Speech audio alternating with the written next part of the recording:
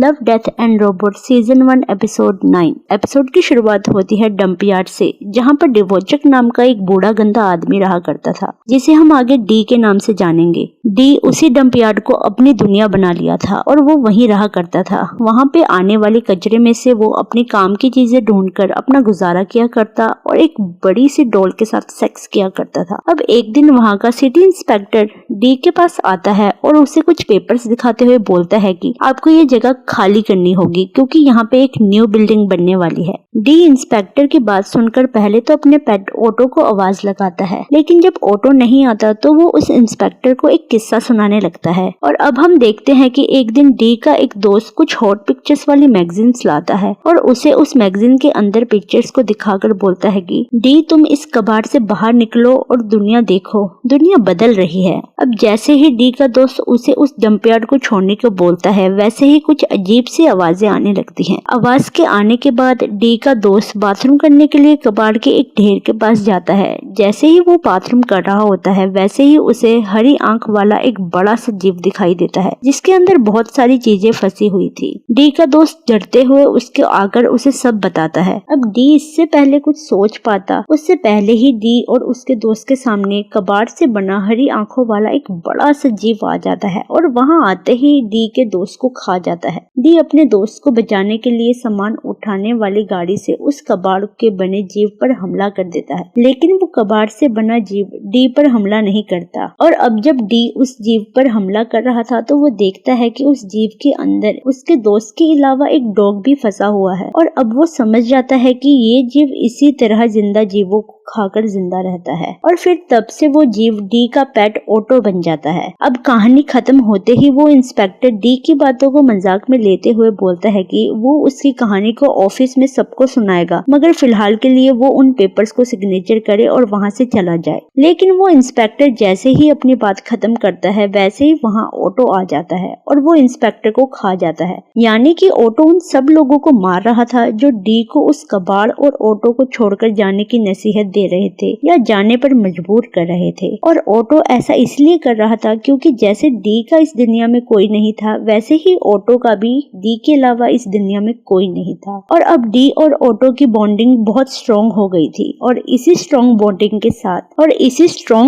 के साथ ये एपिसोड भी खत्म हो जाता है।